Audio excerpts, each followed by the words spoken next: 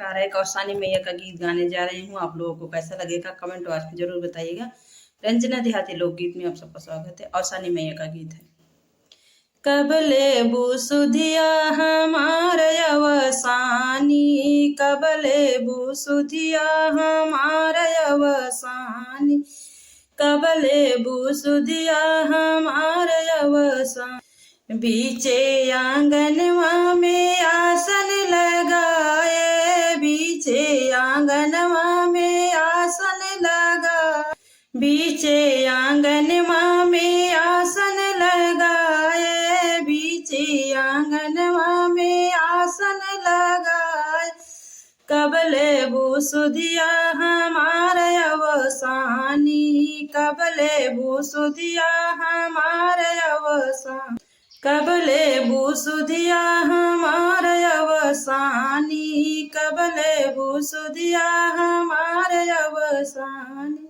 सोने के लोटा में कलसा भराए, सोने के लोटा में कलसा भराए, अमवा के डेरी सोने के लोटा में कलसा भराए, सोने के लोटा में कलसा भराए।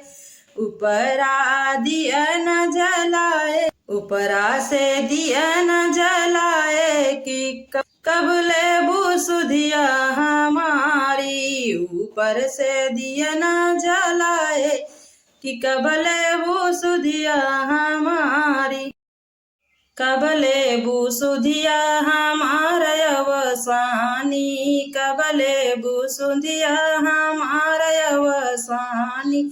लंगड़ा के पैर दुहु अंधा के आँखों, लंगड़ा के पैर दुहु अंधा के आँख हो, कब देबू ललना हमार अवसानी, कब देबू ललना हमार अवसानी, कब देबू ललना हमार अवसानी। ललना त दियो मैया भले कही दिहलो, ललना त दू मैया भले कही दिहलो।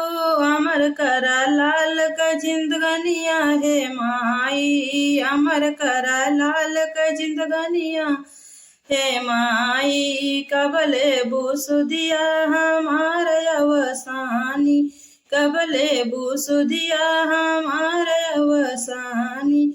मंगिया माँ दियो मैया लाल लाल सिंदूरा, मंगिया माँ दियो मैया लाल लाल सिंदूरा, सिंदूराया मार कराय अवसानी, सिंदूराया मार कराय अवसानी। कब लेबू सुधिया हमार अवसानी, कब लेबू सुधिया हमार अवसानी। बहुत छोटा सा वीडियो है, औसानी मैया का गीत है। बहुत ही छोटा सा वीडियो है, हमने बस इतना ही बनाया है। बस आगे के वीडियो में पूरा बनाऊंगी, अच्छी तरह से बनाऊंगी। थोड़ा मुझे याद नहीं है, आप लोगों को जैसा लगे कमेंट बॉक्स में बताइएगा। औसानी मैया का गीत है, बहुत ही प्यारा गीत है ये।